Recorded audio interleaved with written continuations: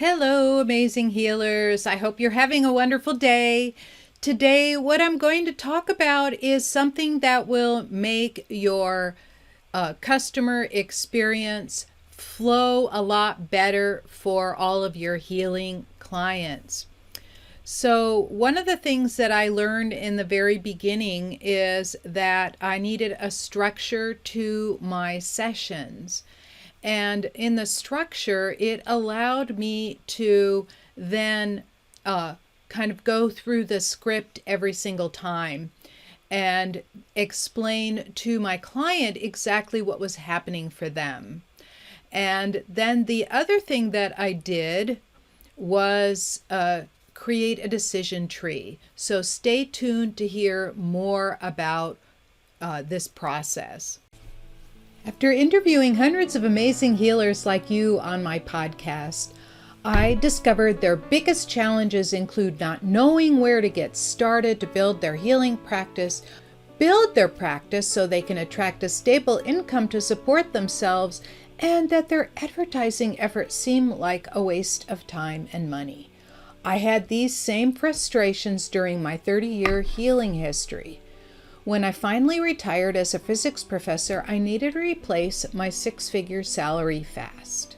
As a highly sensitive introvert, I couldn't use typical sales techniques. Instead, I developed a 3-step system that replaced my income within 5 months. I've helped others develop their successful healing businesses with this system, and I can help you too. I'm Dr. Anastasia Chopelas. Listen in to discover more. Welcome back. I'm so glad you're here with me. This is Dr. Anastasia Chopelas, and today I want to show you how to improve your customer experience. A lot of clients, a lot of healing clients that come to me have never ever worked with an energy healer or alternative methods.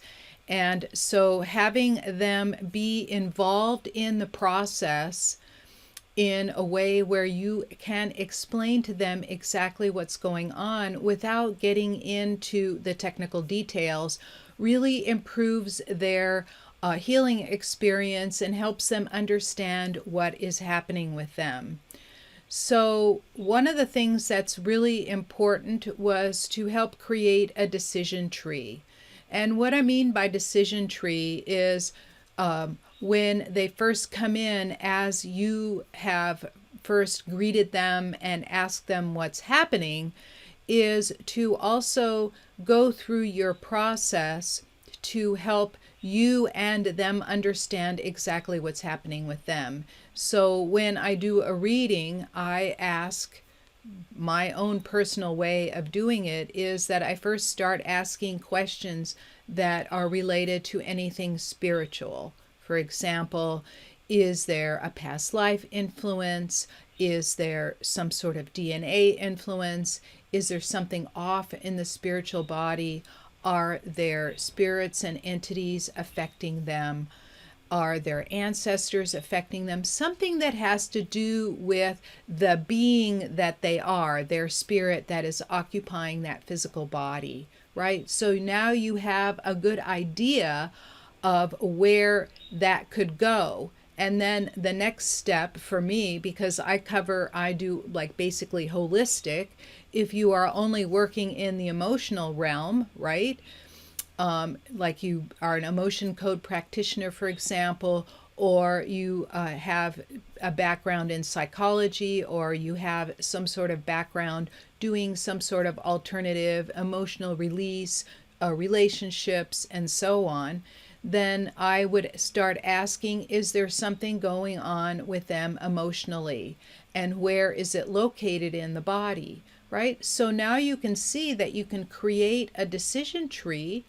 And as you are going through the decision tree, you're telling them what you're doing at the moment without getting into great details.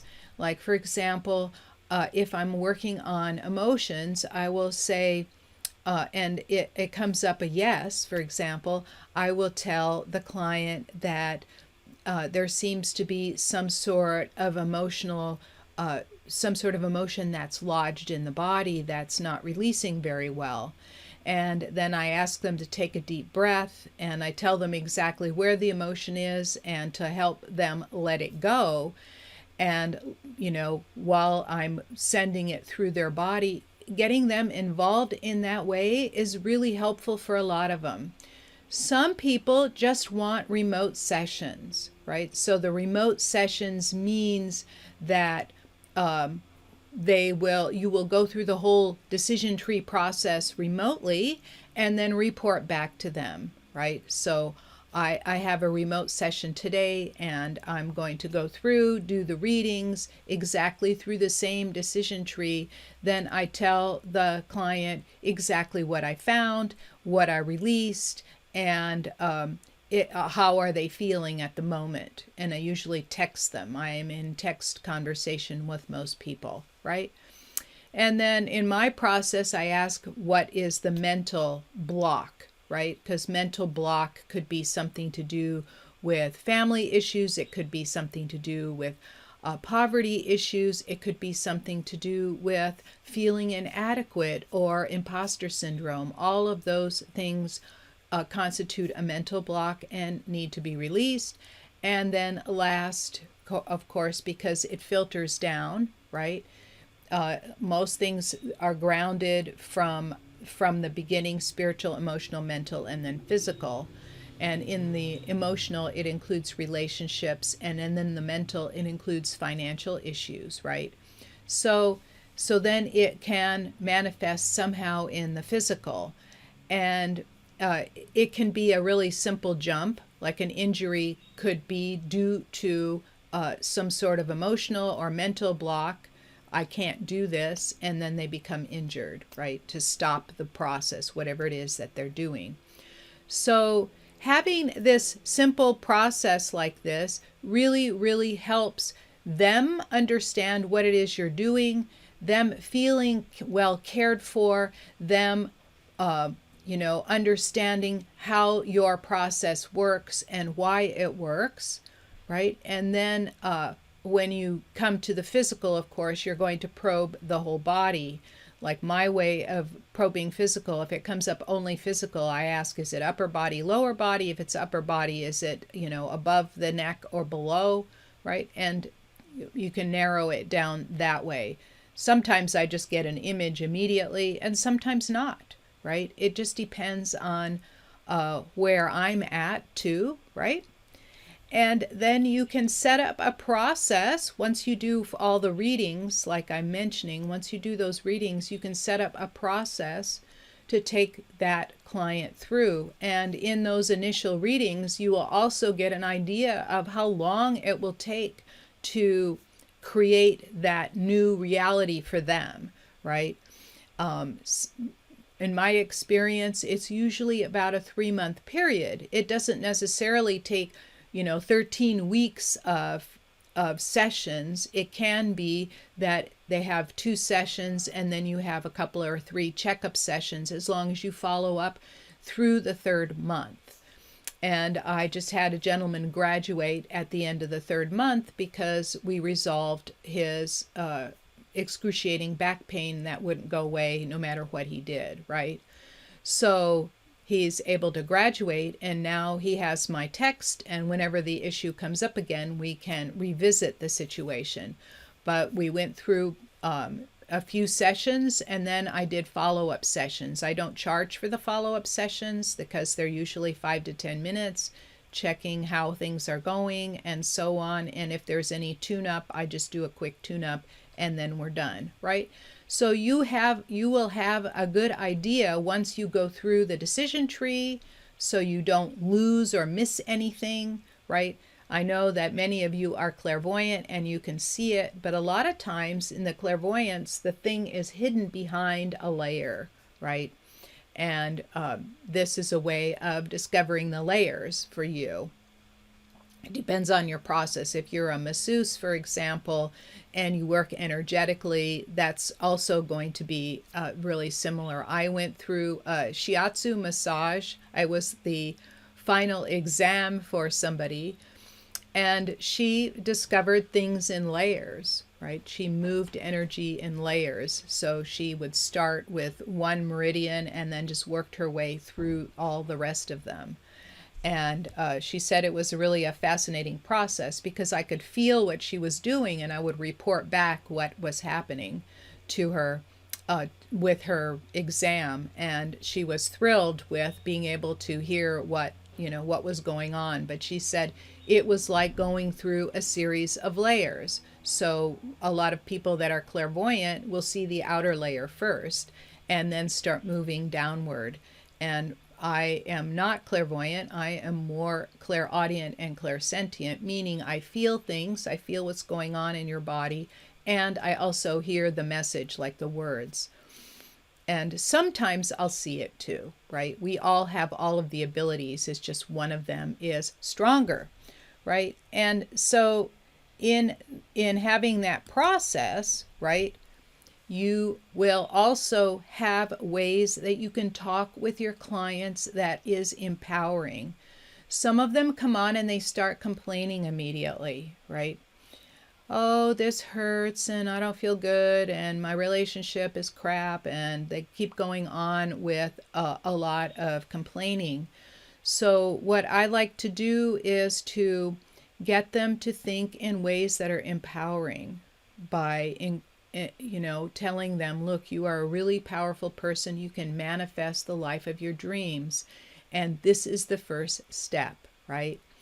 And I can also get them to imagine what a successful healing for them will look like, right? I even ask some of them to write it down if they're having a lot of trouble, is to write it down. And the next time we meet, I want them to explain it to me. And you'll notice that their language will start to shift from session to session, because somebody that's complaining that much will need more than one session, of course. And then I also try to focus away from the things that are really bothering them and focus on the good things in their life, right? So I'll get them to talk about whatever helps create joy for them, whether they're drawing and painting, or whether it's their children, whether it is where they live, or someplace they visited. And I'll ask a lot of questions to help elicit this. And then instead of giving them orders, like you must do this and you should do that, I don't should on people, right? You must do this and you must do that. These are all things just to consider, right? Is that you appeal to them, giving them choices, right? So I can say, well, you can do this, or you can do that, or you can do nothing, right? I give them two choices of ways to help them.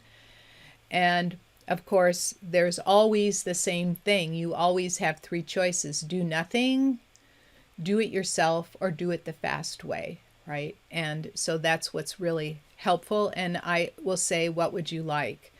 With one particular client, she came in and she was telling me about all her Kundalini meditation and Kundalini energy, whatever she was doing, yoga, and how she liked to be astral traveling and out of her body. And when I saw her, like as somebody I knew in person, when I saw her, she kept losing more and more weight till she was just skin and bones. And finally, as she was telling me how much she loved going out and astral traveling and that she didn't want to be in her body anymore, I finally just said to her, look, you will have plenty of time to do that after your physical time on Earth is over. So do you want to live, or do you want to give up on life, right? Do you want to die? And that shocked her so much that she is now still alive and thriving. And I did some healings on her, and she really became basically transformed. And she is now doing very successfully well, talking about her adventures, right? And helping people understand what the other side or the quantum field is like to travel in, right? So you have choices, and even asking the hard questions, but asking them in an unemotional way can really help your client, right? can really help get them to think about what their choices are doing for them. For example, in the case of the last one, you can have them think about those choices and really help them move towards something that's healthier for them, right? I have a total eclectic set of clients, all the way from the practical business person to somebody who likes to astral travel and to talk about weird things, right? So it's not weird for you and I, but it's weird for the average person. So I hope today was helpful in creating your decision tree and helping involve your client in the process. There's a lot more to it, but this was just a little brief introduction to the idea of bringing in your client to the process to help them feel more well taken care of. And some people don't need that. Some people, like I said, some people don't need that. Some people are just satisfied with you working on them. And a lot of them are sensitive enough to know when you are doing it, because I'll get texts from a lot of my clients because I include them in my group healings always. And they always say, oh, I felt that. Thank you so much. I feel so much better, right? So there are some ways that you can help really bring your clients in, is creating a decision tree and helping them through the process and helping them stop thinking about all of the neediness and the negative things in their life and help them focus on the positive. Okay, that's all for today. I thank you so much for being here. You have a great day. Thank you so much for spending your time with me. If you found this message helpful, please subscribe to this channel, give me a thumbs up or a 5-star rating, and share it with your friends. To discover more about the 3-step system for attracting a generous income as a healer or intuitive coach, sign up for free at www.highpaidhealers.com. I look forward to seeing you there and in the next video.